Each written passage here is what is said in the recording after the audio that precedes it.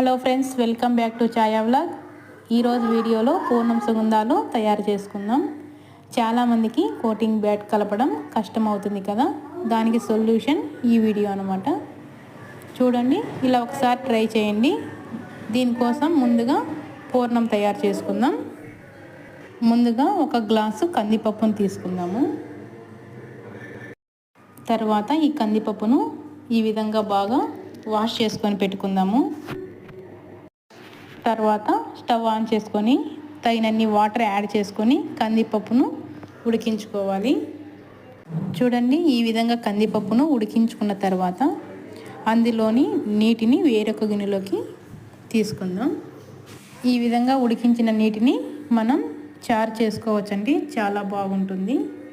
ఇప్పుడు మంటను లో ఫ్లేమ్లో పెట్టుకొని మనం ముందుగా సన్నగా తరిగి పెట్టుకున్న 1/2 kg బెల్లంను యాడ్ చేసుకుందాం. చూడండి, ఈ విధంగా బెల్లంను యాడ్ చేసుకొని ఆ వేడిలో బెల్లంను బాగా కరగనివ్వాలి. అందులోకి ఒక 6 లేదా 8 ఇలాచీని యాడ్ చేయండి. చూడండి, బెల్లం అంతా బాగా కరిగిపోయింది. ఈ విధంగా కరిగిన తర్వాత స్టవ్ ఆఫ్ చేసుకొని ఈ మిశ్రమాన్ని చల్లారనివ్వాలి. ఈ విధంగా చల్లారిన మిశ్రమాన్ని ఒక మిక్సీ జార్లోకి తీసుకుందాం. ఈ విధంగా మిక్సీ జార్లోకి తీసుకొని మెత్తగా గ్రైండ్ చేసుకుందాం. ఈ విధంగా మెత్తగా గ్రైండ్ చేసుకున్న పూర్ణాన్ని ఒక ప్లేట్లోకి తీసుకొని పెట్టుకుందాం. అలాగే అంతా కూడా గ్రైండ్ చేసుకోవాలి.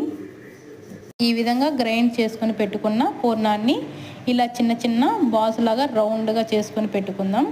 చూడండి, ఈ విధంగా పూర్ణాన్ని అంతా కూడా బాల్స్ లాగా చేసి పెట్టుకుందాం.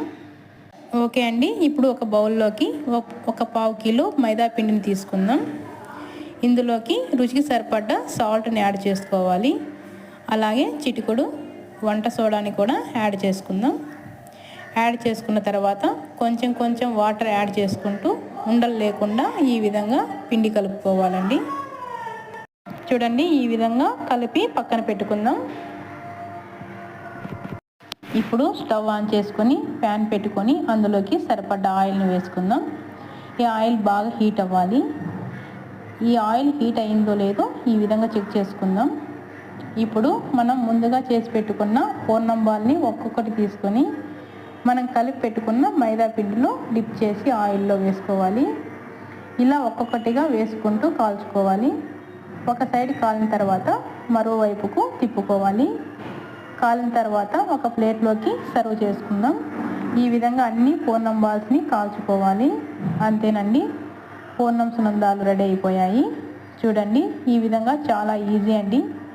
మీరు కూడా ట్రై చేసి ఎలా వచ్చిందో కామెంట్ బాక్స్లో కామెంట్ చేయండి, లైక్ చేయండి, షేర్ చేయండి. Thanks for watching.